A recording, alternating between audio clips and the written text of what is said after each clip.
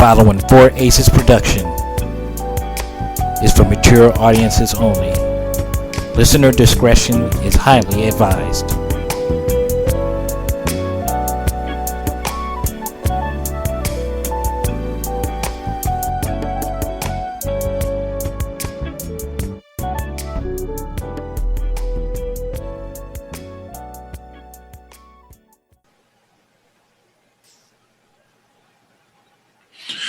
Hey, it's Double K Double. That's me right here with y'all as one of the half of the show of the Cheap Pop Podcast. I'm here with the man that makes up the other half of the show, and that is the one and only Alpha. How we doing today, brother? The other half.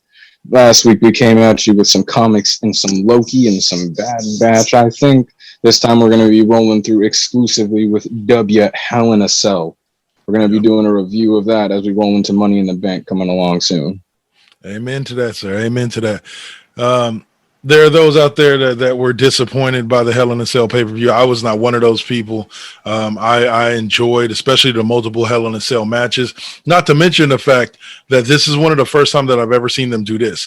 We closed Friday night with a Hell in a Cell match. We opened the pay-per-view with a Hell in a Cell match. We closed the pay-per-view with a Hell in a Cell match, and then we closed Raw with a Hell in a Cell match. That's the first. That's got to be a first time there. But it was a great pay-per-view overall. But we saw the Roman Reigns, Rey Mysterio Hell in a Cell match get replaced with Bianca Belair taking on Bayley. Yeah, man. Like it made for a very, very interesting match. I would definitely call this one of Belair's best matches of her career. Not to say she hasn't had some amazing ones, but this one was, and Bayley coming through again.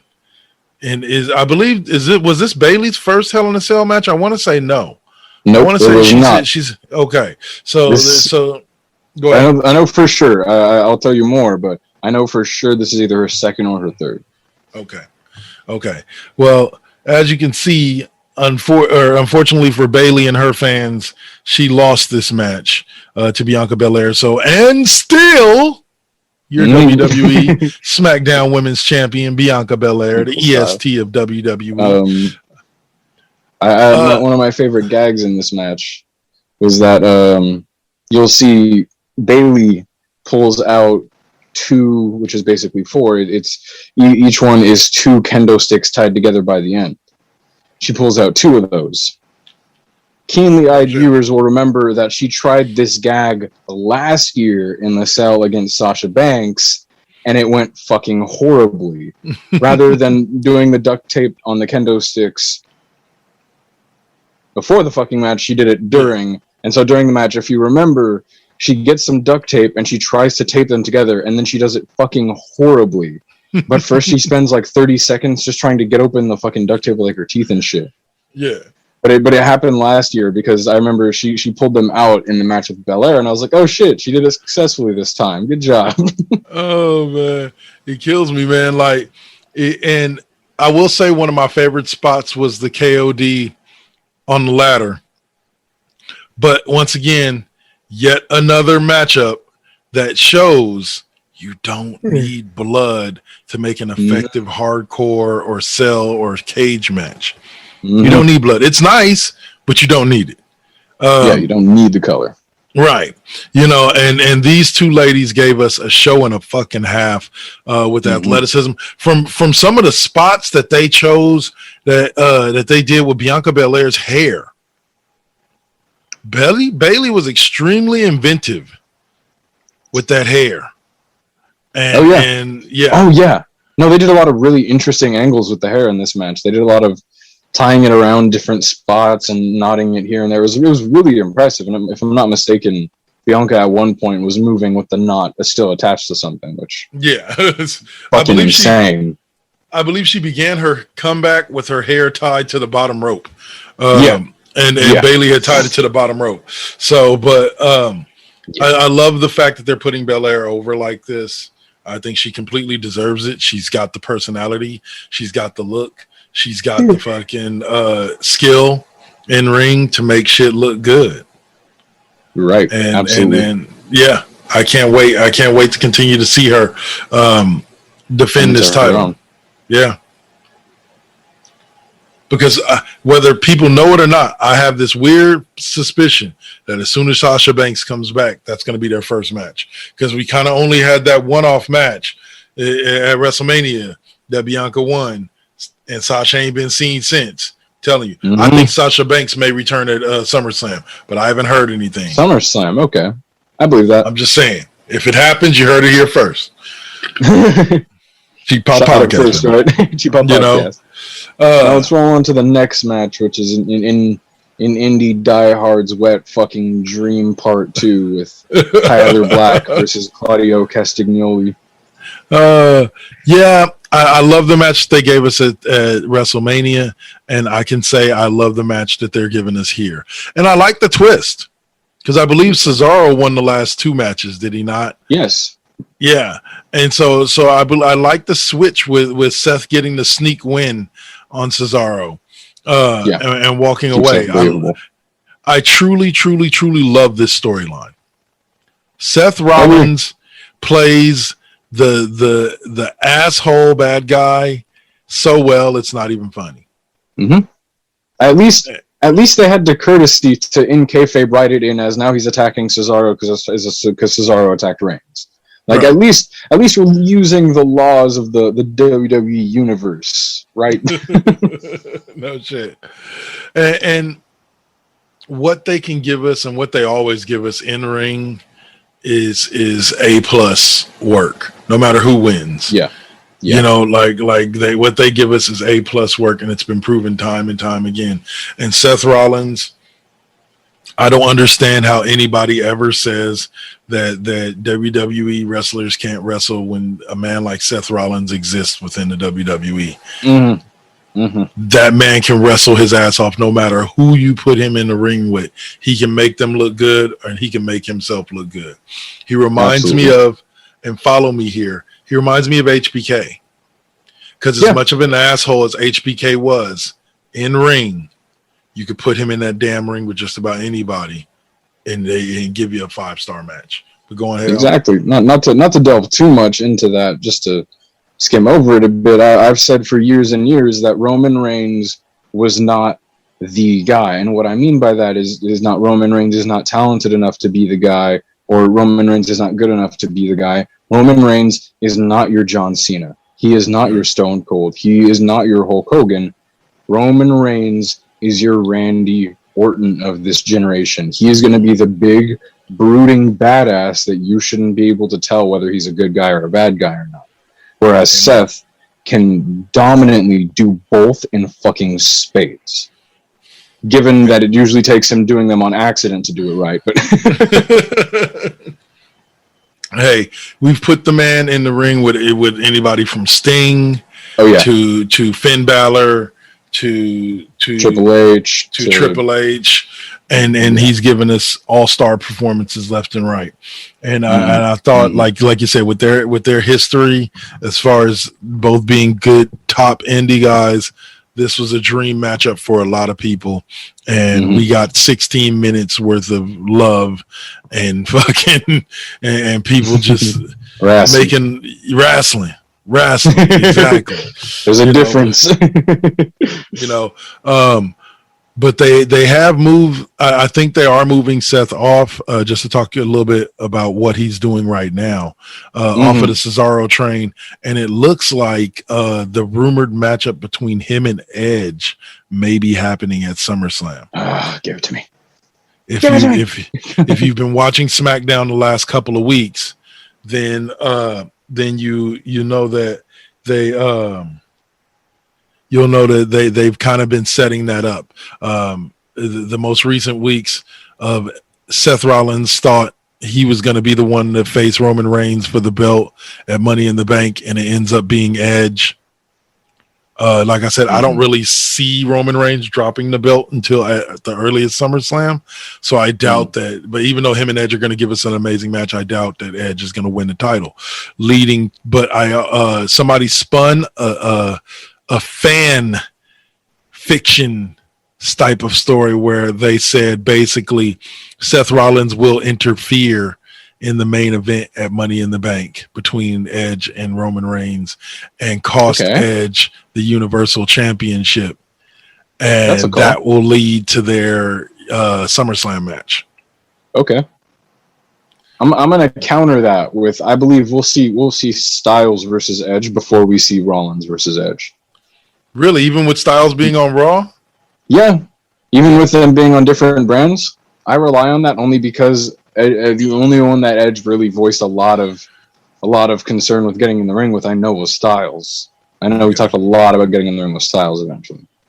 Okay. So I'm banking on that. But that's not a bad way to think about it, though. I can see that happening, especially with the sort of directionless thing that they've got going with Seth Rollins. You could really use that spark, you know? Exactly. All right. So let's see. This match. we got a little under 15 left here. Oh, good. This match. I don't care what nobody say. I'm gonna say this right now. Unpopular opinion. I love everything they're doing with Alexa Bliss right now. Damn it, man. We never argue on this show. We always have the same opinion. Go ahead, I truly do. Like everything that they're doing with her, like it harkens me back to the days of early Undertaker. Mm-hmm. When Mark Calloway would come out and lightning would strike the ring and the good guy be in the ring. Oh no. It takes me back to that. But a little bit more subtle. And people can say it's not subtle all you want, but I think it is. The little shit that she did with Reginald and fucking Nia Jax, where Reginald almost slapped her on Raw, and then she did slap the shit out of Reginald at Money in the Bank. Slap the fucking hair off Reginald's head. Yes. And then on top of that, to have her go over Shayna Baszler was just amazing storytelling. Amazing, I love everything they're doing with Alexa Bliss. But your thoughts, sir? It's gotten to the point where probably one of my most unpopular opinions is how much I fucking love everything about what they're doing with Alexa Bliss.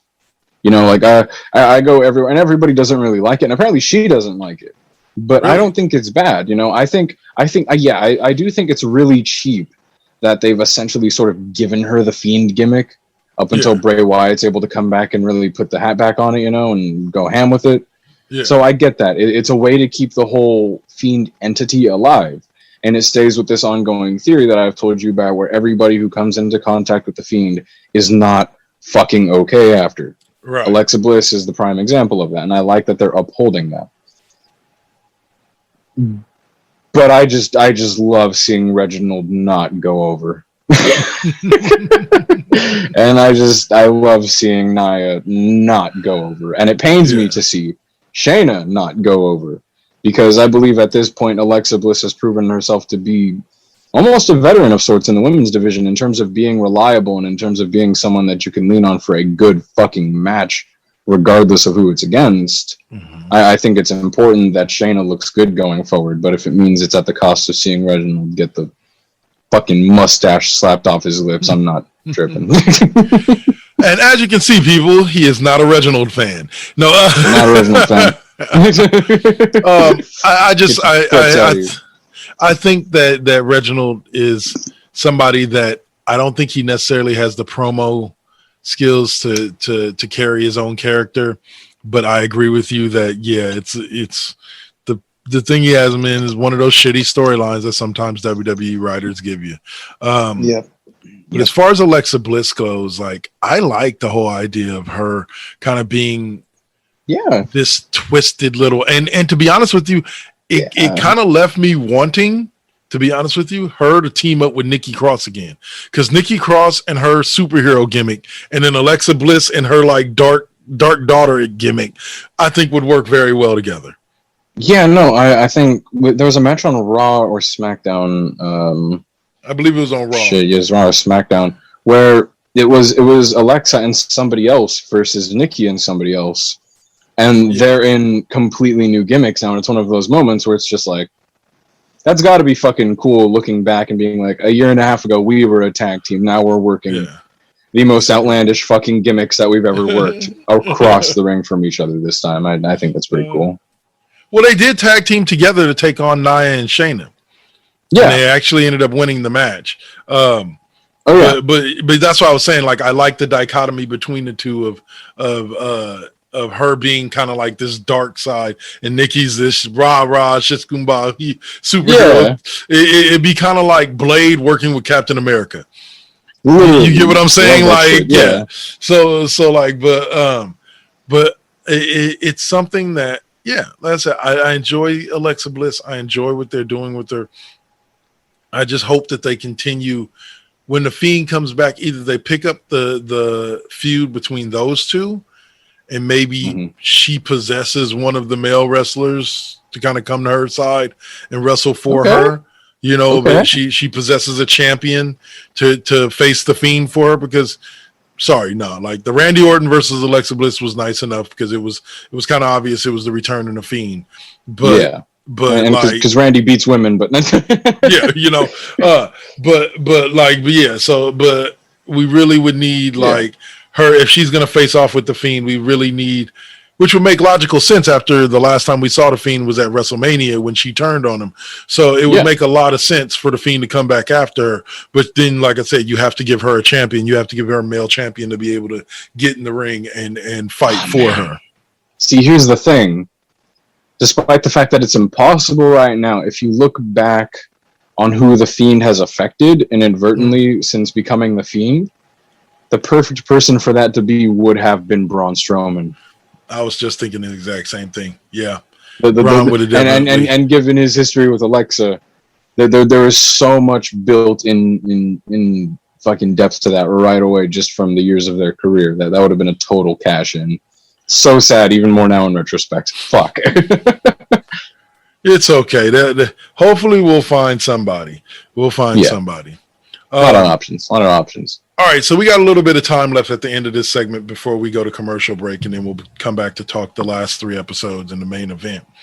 Was reading an article earlier this week, and it was talking about how Bruce Pritchard was saying that they really did, even Vince McMahon himself, they really did not want Vince to be the higher power in the in the storyline from corporate ministry. It was me, Austin. It was me, Austin, all along. Yeah.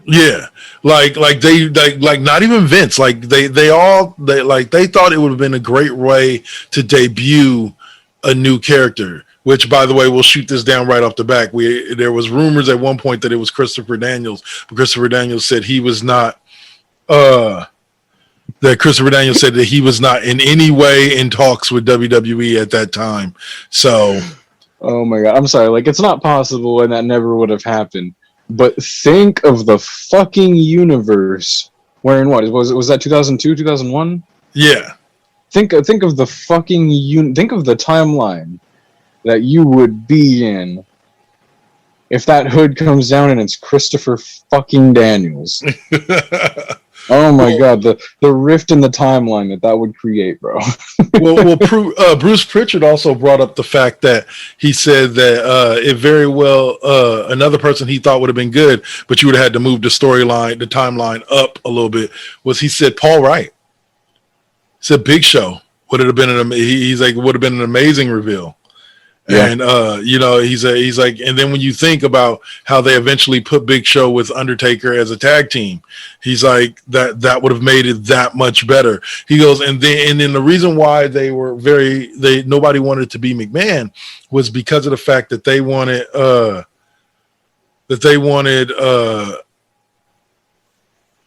to be able to build somebody, and then also to have the whole McMahon Austin team thing go for a little bit longer before McMahon turned on Austin.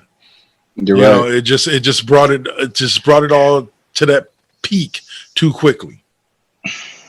That sucks, man. It sucks. That really reminds me of the really how WWE's problems are really more of a constant thing rather than a new thing, and what I mean by that is, people are like, oh, they blowed up their roster by taking up too many people and then doing nothing with them. Yeah, what do you think Paul Orndorff and Mr. Perfect were around for 30 years ago, dude? Yep. They've been in this game for years. But they have a consistent problem of not waiting and letting things brood properly, and that makes me think of how, Summer of Punk, CM Punk leaves with the WWE title, so they hold a whole new tournament, and CM Punk is back in 2 weeks. Yeah, that didn't make any damn sense to me. Like, I enjoyed the storyline, but it just kind of took a lot of the steam out of what was going on at that moment. You know what I'm saying? It took a lot of steam out of it. I think it would have been better to have Punk disappear till like the next major pay-per-view. Like, even for like a month, right? Yeah. All right. So let's see. All right. So we'll wrap it up there. We can come back after the break, talk the last 3 matches. What else can we talk? We'll come up. We'll talk some NXT as well, if time allows. All right, y'all. Man. So thank y'all for listening to the Cheap Pop Podcast or watching us here on YouTube. 4 Aces Presents Radio, Spreaker.com, iHeartRadio, wherever you find your favorite podcast.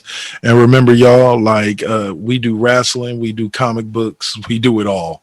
So just keep listening in. Peace. Peace. You're listening to the Cheap Pop Podcast right here on the 4 Aces Presents Radio Network. Spreaker.com, iHeartRadio, Spotify, Apple Podcasts, Google Podcasts, and wherever you may find your favorite podcasts. So, what's up? Steve Fingerstyles here, the host of the podcast, spelled DA, of course. Tune in each and every week to hear what pisses me off, what angers me, what I make fun of, and of course, my crazy rants.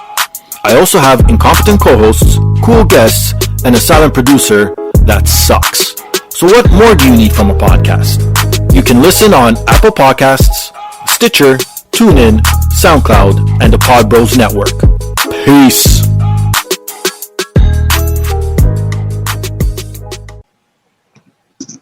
From the galactic depths of the comic book universe comes the ghosts of the stratosphere, ready to galvanize and energize your mind with the latest of comic book news and reviews. And why are you stopping me? Yes, that's much better.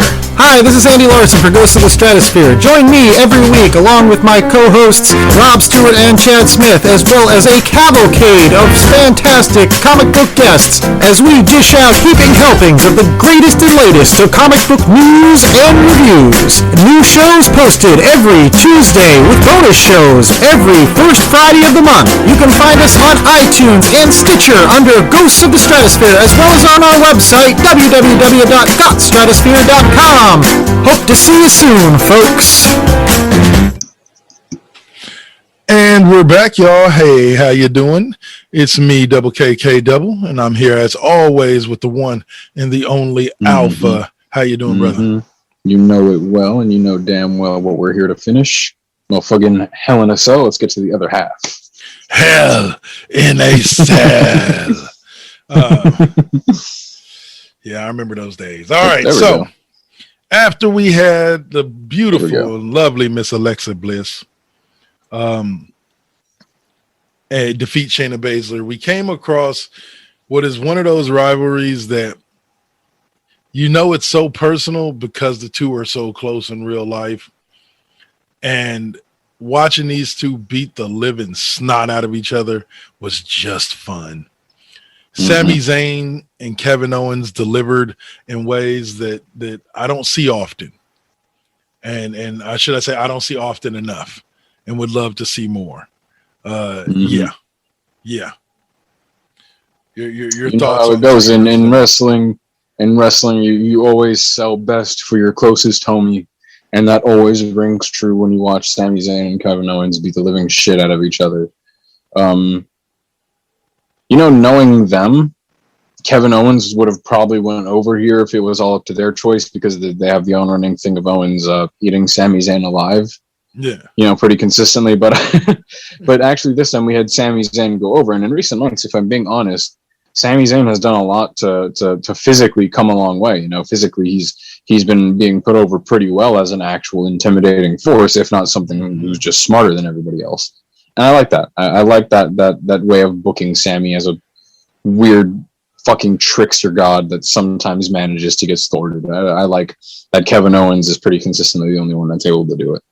But yeah, it was a pretty by the numbers match for them, and as per usual, they come up with a pretty unorthodox finish to it to fit the way that they do things. Yeah, I forget. Remind me, how did Zayn win? If I'm not mistaken, he actually either landed the haluva kick or rolled up and pulled the trunks. Unless I'm thinking of something else. Man, like, yeah. I remember a lot of what happened during the match because those two are just, but not to center on that. It was a great match, but I don't know if you caught the Money in the Bank qualifying match this past Friday between the last man standing match between Zayn and Kevin Owens. Mm-hmm. I've seen people take beatings. I've never seen two people take equal beatings in the same match until now. Like, Sami Zayn hit Kevin Owens with more haluva kicks than I've seen him hit anybody with in the past year and a half. Oh, you're right. All in one match. You're fucking right. No, I was gonna say they literally it's like you know in in 2K when you store up your finisher ×3. That's what Sami Zayn did. and here's the great thing about it, people. That's not where it ended. Like Sami Zayn hit that, and Kevin Owens in one of the slickest moments I've ever seen, rolls himself right on, and he's 9, and rolls right on out the ring and lets his feet hit the ground. You're like, well, he's standing up. I was like, him. That was just so tight. I love that maneuver, and it's so good. Kevin Owens does that, and one of my favorite gags of all time is when he goes for a rope, he'll usually just put the tip of his finger on the rope, and the ref still has to count it because he's physically in contact, but he'll just tap his finger on it, and it's the best. It's the fucking best. Now, Smarky Owens is God. You know, the way it ended broke me. And the reason why I say it broke me is because I was rooting so hard and just so happy, and it was just such a moment. But you see Kevin Owens take Sami Zayn outside of the ring, pop up powerbomb him through the announcer's table, then grabs him by the hair and says, "I ain't done with you yet." Pop up powerbombs him through a table that was set up next to it. Then grabs him by the beard, pulls him up and says, "I ain't done with you," and gives him something I have not seen him do since NXT, since when he was huge in NXT, where he picks him up, flips him up, and right on the apron side, right on the corner of the apron. Oh. The last time that I remember him doing that was when he was feuding with Bobby fucking Lashley a year and a half ago, and I mark out every single time he powerbombed someone on the apron. But I remember the last time he did it to Lashley because Lashley more or less bounced off the apron rather than cracking like most people do. Yeah, no shit. Oh man, and like you said, no, you sell for nobody like you sell for your friend. And my God, I personally do not think that Sami Zayn had to sell that. Because I think he hit in such a way that it was just No, literally watching the corner of it, the divot into someone's fucking spinal column is one of those things that you always watch. Because what's the safe way to take that? There isn't. This is what I don't understand when people use the word fake. There's certain things that they do that just, it ain't no safe way to take that. When Kevin Owens got flipped over the top thing and through 2 tables and landed on the ground, there's no safe way to take that. You just got to hope you don't kill yourself. Yep. You just got to hope you hit the right part of your back so you don't get fucked for good. Exactly. So, okay. So we can move on from that one and talk a little bit about this Charlotte Flair and Rhea Ripley match. Okay. I'm going to roll first. Okay, go for it. I don't have a problem with Charlotte versus Rhea Ripley too. I don't have a problem with it happening again. I have a problem with it when you give me damn near 15 minutes of a pretty good fucking match and then you squander it with a DQ finish. I am cool with a DQ finish if you don't blow your cylinders on good story beats. And they did. They blew really good story beats that they had going with that match, and they squandered it on a DQ finish. And so my thing is that this better pan out better in a 3 or something. Otherwise, this is just going to look rightfully fucking stupid. This is just going to be one of those. It looks like they booked it just because they needed to 50-50 book someone and play even kind of moments if they don't follow through on. I 100% agree with you in the fact that here, Well, in this sense, I understand that they're not ready to take the belt off of Ripley. Yeah. But to have her lose by DQ was kind of a cop-out to me. Yeah. After such an amazing match. Maybe if it had been a quick match and then she won by DQ, like an 8-minute match or something like that, she won by DQ, I might be more accepting of it. But when you gave us that much beautiful wrestling and that much beautiful storytelling, and you end it with Rhea Ripley just basically taking the top of the announce table. And here's the thing that gets me is that, okay, if Rhea Ripley's going to get disqualified, let it be for something that a ref would really disqualify. Because you know how many matches I've seen people like use the top of that thing to hit their opponent and it wasn't a no DQ match and they didn't disqualify him? I'm not understanding. Like, you really got to set that barrier there for me, because at the end of the day, it seemed like she got disqualified for something that really shouldn't have gotten her disqualified. Yeah. But it is what it is. They gave us this DQ. They're obviously going to continue the feud. Basically the triple threat match at WrestleMania Backlash was just kind of passing the torch from feuding with Asuka to feuding with Charlotte Flair. If you really watch it, you know what I'm saying? She pins Asuka, leaving Charlotte the opportunity to say, well, I was never pinned. And then Charlotte gets her rematch 1-on-1 and then she wins it. So they're obviously going to continue this on. I was feeling once again that this is going to be a feud that continues on till WrestleMania. Yeah, not WrestleMania, SummerSlam. SummerSlam, up until SummerSlam, up until the next Big Five. Right. Yeah, you're right, and not only just that, but, I hate to be that dude, but if nobody else is going to say it, I'm going to do it. Like, Charlotte is not taking the fall for anybody over the past 3 years. It has gone to the point where Charlotte is so well protected, she doesn't lay on the mat for anybody. And that's a big no-no. Yeah. That is a big, big, big no-no, because now there are only so many times where you can walk into a bout like this, and it really does look like one of those moments where they were like, all right, we got to have Rhea retain the title, but we got to make sure that Charlotte still goes over somehow. Yeah. And more importantly, someone doesn't go over Charlotte. Yeah. Put it that way. And it's not just, this isn't the first time, it's a consistency thing now. And that's a problem. Yeah, and like I said a million times, if everybody wants to tear Randy Orton down, you want to tell John Cena down, you want to tear Triple H down for doing this, that's fucking fine. You just got to do it when Charlotte does it too, because Charlotte, be consistent. Charlotte went through the main roster, finished her run, not putting anybody over, went to NXT, and then lost the NXT championship without putting the champion back over on her way out, and has now came back to the main roster, and since being back, has yet to do anything other than still go over, despite not being a part of the title scene. Yep. That's not good. That's not good, especially considering Rhea Ripley is still, and has voiced that she is recovering from the momentum stoppage that did. All right. So the bigger picture, ladies. Go ahead. Yes. On that note, I'm going to move us forward to the main event, which was Drew McIntyre's last chance, Hell in a Cell match for the WWE Championship. I enjoyed this match a lot more than I thought I would. Oh my God, me too. We're seeing Lashley versus McIntyre for basically the third pay-per-view in a row. And people, let me just state this.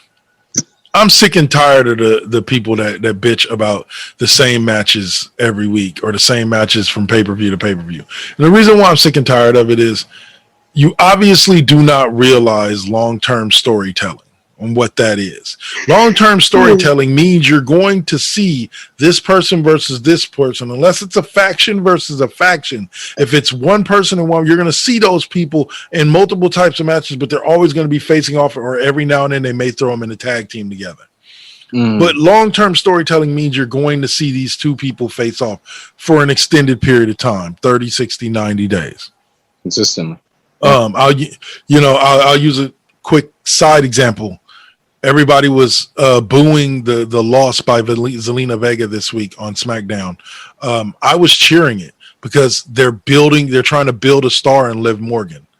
That's why you have her go over Carmella. That's why you have her go over Zelina Vega. Their spots are secured. They're in the title match. She's trying to work her way there. They're building a long-term story, and you guys are bitching about it every step of the way. And that's what's getting on my nerves. But anyway, I feel it though. You're right. But I believe this was Lashley's first Hell in a Cell match. I believe so. Yeah, it is. This is his first time in a Cell because he competed in the Extreme Chamber that nobody liked years ago. But this is his first time in a Cell, if I'm not mistaken. In Hell in a Cell. And let me say that man showed up and showed out. Him and Drew McIntyre. I remember them showing Drew McIntyre's back at one point. Me just kind of going, ooh, oh my god. Yeah, man. Like they beat the holy snot out of each other from chucking each other, spearing each other, and claymoring each other. MVP still gets involved in the match. I forget how he got in the cage, but he gets in the cage, and then he gets taken out, and that opens up the door for Lashley to get the win. But it sucks that Drew's not going to be in a title picture anymore because I honestly don't think, even though he's in the Money in the Bank match, I don't think he's going to win it. Yeah. I think we have seen the last for Drew McIntyre in the title picture for a while. I think maybe until next year's WrestleMania or so. But he's had a great run, and this was a part of it. This match was a great culmination to that title picture run of over a year and a half, because he won the belt over a year and a half now, at last year's WrestleMania and dropped it just before this year's WrestleMania. So, and it's been in the title picture ever since. So, yeah, you're right. God, all in all, this, in my opinion, deserves to go down as one of the best matches of the year. Not just like, I hate when people consider it like, it has to go at a fast pace to be considered an amazing match. No, McIntyre and Lashley are great at keeping a steady pace and keeping your story beats hitting enough to keep the people entertained. They did that great. One of my favorite matches of all fucking time is Brock Lesnar versus Undertaker in a Hell in a Cell match. And of course, it's a great match for many reasons. They all three men in that match bled fucking buckets. Three men. Yeah, because Brock Lesnar walks into the match with Paul Heyman, and Paul Heyman even ends up bleeding by the end. It's pretty fucking funny. But the whole point of the match revolves around the fact that Taker is dealing with not Brock, but Brock and Heyman, basically circling him around the ring on a 100% basis. Right. And a lot of the story beats in this match were very reminiscent of that. So I instantly loved the dynamic of this whole match and the way it played out. Between the gag being like, oh, MVP can't get in here. Drew gets too mad, lets MVP in. Yeah. You fucking fell for it, mate. Hook, line, and sinker. Now MVP is in there in a DQ match. You fuck yourself. And that's what eventually leads to his downfall.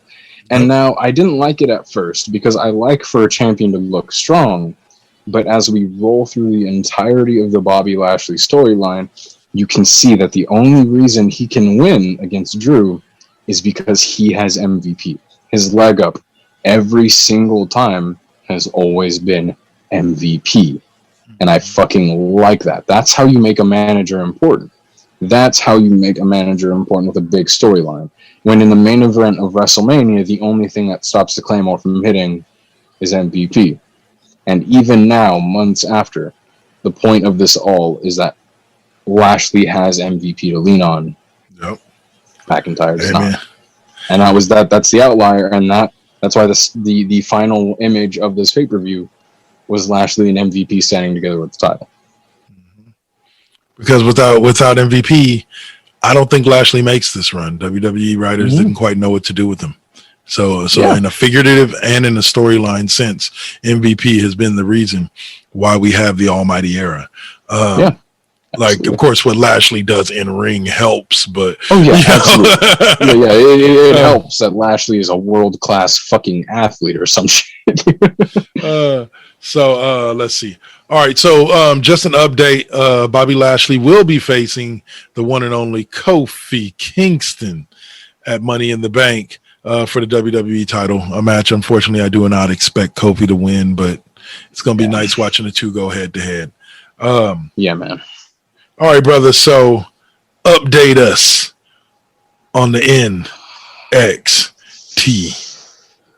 In the world of NXT, there's a lot of things going on. Most importantly, Joe is still the most poignant part of NXT. It's really funny watching every angle that has to do with Joe devolve into the entire crowd chanting Joe, despite him not even being the point of the angle because Joe is just that fucking good. But as we go along, they're doing little seeds of stories for Joe. Every so often in NXT, Pete Dunne and Joe will just have a stare off and just look very deeply into each other's eyes, very angrily, as a close off for a little segment. And every so often you see Joe and Cross end up face to face, very tense with each other face to face, and they're building towards that as well. But as we go along, it's almost like they're turning Johnny damn near face with the way they're building him up against Karrion Kross at this point. You have Ciampa and Thatcher giving promo of the fucking decade with MSK. If it's worth watching NXT for anything, there is a promo between Ciampa and Thatcher. Yeah, this week. Ciampa and Thatcher all come out with chairs, and then MSK comes out with chairs, and they all sit down, and it ends with them having a super intense stare down, and it's fucking great. But not only that, we come down to the Cruiserweight division again, where we see Kyle O'Reilly talking about the way he had fought in Kushida, and the only reason that I bring this up is because now that I look at it, I can't see it any other way. Kyle O'Reilly is great, but on his own, the way that they're booking him in NXT, it's a lot more fun and a lot more compelling if you look at Kyle O'Reilly and mentally just kind of treat him like an anime shonen protagonist. Like the Kenichi the Mightiest Disciple and all that type of shit. You look at those type of characters, look at Kyle O'Reilly like a sprightly, angry shonen protagonist, and suddenly it's a lot funner to see where his direction is going. And now as we finish the show, we come along to a main event between Bronson Reed and Isaiah Swerve Scott, with Bronson Reed defending the title. Yeah. I don't want to say all of it, only because the physicality of it is what really matters most. But I only found out just now that the guy in Hit Row, the one that is not Top Dollar, the smaller one, is actually Ashante the Adonis. Like that was him this entire time, and I just didn't recognize him because of what they fucking put him in. But by the end of the match, sadly, Bronson Reed's title reign does in fact come to an end. Yeah, as he read that. Hands the title off to one Swerve. And this is one of the few moves in NXT that I do not like.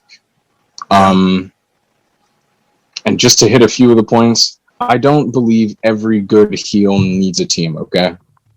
Yeah, I think it's 100%. Not needed. And I think NXT has a problem with that. I think Undisputed Era was cool and had its place. I think Imperium was dope, but I don't think Walter needed any cronies. Yeah. I think Diamond Mine is okay, but it better come better to fruition. Otherwise, it's just going to be another group project that isn't working.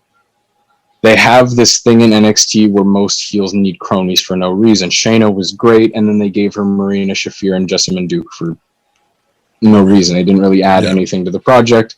And this is one of those times, not just because I don't like seeing a group of heels crammed together.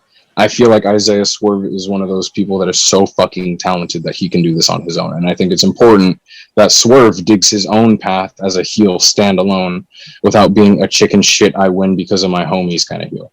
Yeah. I think Swerve would have benefited a lot from being a more of a badass type of heel. And that's what he was sort of showing as when he started to turn to this, and now it's kind of devolved into this. And I understand as a final beat to this that a lot of people are going to be moving up to the main roster recently. I know that Bronson Reed, Scarlett Bordeaux, as she was previously known, the Scarlett with Cross, and Cross himself have all been having dark matches on main event, all three of those people. Yeah. And so, it's kind of impending that the champions are going to be moved out for the new crop. But Bronson Reed didn't really get any big moments in his title reign. I feel like, he never really had a big defense. He held the belt for about 60 days, like 50 something days. Like it really, to me, that's like a blink of an eye. Like it was a okay title reign, but like only because it was quick. I think there's so much more he could have done. Yeah, man. Don't hot potato it. I can't stand a hot potato of a title that doesn't need it, Don't devalue your title. Yes. Amen. Amen. All right, y'all. So we'll wrap it up here and say this, that the next major pay-per-view coming up is technically next week on NXT. They're going to have the Great American Bash. Oh, right. Yeah. Yeah. So we'll probably cover that because next week is going to be... Are we doing Loki again? We do have some episodes of Loki to catch up on by that point. We're gonna have 2 episodes to talk about, so we can do Loki. We can do Loki, some Bad Batch. We got a couple more episodes of that. Let's see, and then we'll pick a movie and surprise y'all next week. We'll pick a movie. We'll come in. So, but that'll do it for us for this week. Alpha, the man of many words. Any last words for him? All right. You know how it goes, my people. Please be safe and stay hydrated. It's getting real fucking hot out here. And more importantly, if I ever hear a single one of you call an RKO in Ace Cutter, I will personally slap you in the mouth through my phone. Be safe and have a good day, people. Peace.